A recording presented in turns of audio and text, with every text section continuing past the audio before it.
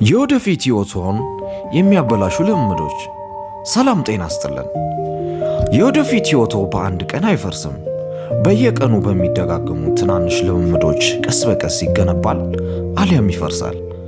ዛሬ የምንመለከታቸው ልምምዶች ግን በጊዜ ሂደት ህልምዎን ሊያጨናግፉ የሚችሉት ልምምዶች ናቸው። ሰዎች ብዙ ጊዜ ስኬት ወይም ውድቀት በአንድ ዕድል እንደሚወሰን ያስባሉ።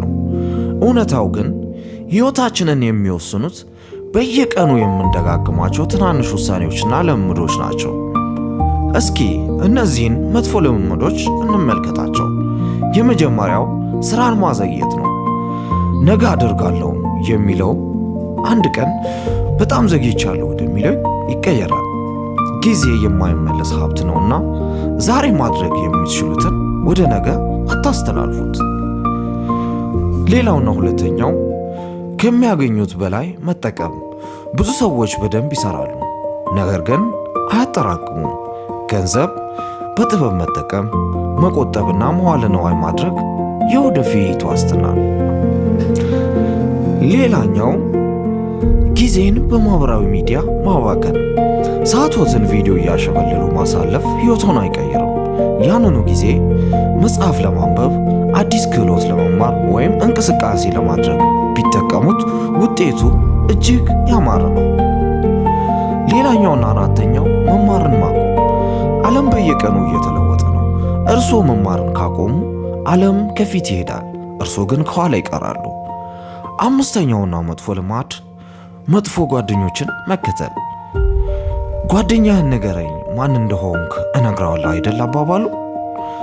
ከህልሞ የሚያርቁ ጊዜውን የሚያባክኑና ሁል ጊዜ አሉታዊ የሆኑ ሰዎች ከስኬት ያርቆታል።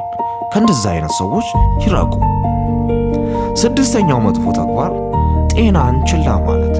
ጤና ከሌለ ሀብትም ሆነ ስኬት ዋጋ የለውም። ጤናማ ምግብ፣ መደበኛ የአካል ብቃት እንቅስቃሴ እናም በቂ እንቅልፍ ለስኬታማ ህይወት መሰረት ናቸው።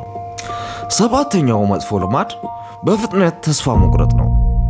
ብዙ ሰዎች ስኬት ሊመጣ ጥቂት ሲቀረው ያቆማሉ። ውድቀት መጨረሻ አይደለም፣ ትምህርት ነው እንጂ። ስምንተኛውና የመጨረሻው ሐሳብ ሰበብ መፈለግ ነው። ሰበበኛ መሆን። የተሳካላቸው ሰዎች መፍትሄ ይፈልጋሉ፣ ያልተሳካላቸው ግን ሰበብ ይፈልጋሉ። ሕይወቶን ለመቀየር ኃላፊነቱን እርሶ ይውሰዱ። ክቡራትና ክቡራን፣ የዛሬ ልምምዶች የነገ ሕይወቶን ይወስናሉ። መጥፎ ልማድን በጥሩ ልማድ ይቀይሩ። ትናንሽ ነገሮችን በቀጣይነት ማድረግ በጣም ትልቅ ውጤት ያመጣል። እንግዲህ ጥሪው ይሄ ነው። እርሶ ከዛሬ ጀምሮ የሚተውት መጥፎ ልማድ የትኛው ነው? በአስተያየት ይጻፉልኝ። ይህን ቪዲዮ ከወደዱት ላይክ ያድርጉ፣ ለሌሎችም ያጋሩት። እንዲሁም ለተጨማሪ ጠቃሚ መረጃ ቻናሉን መከታተሉን አይዘንጉ። እናመሰግናለን። ይህ ሳኮሎ ሬዲዮ 90.62 ነው። ቸር ሰንብቱ።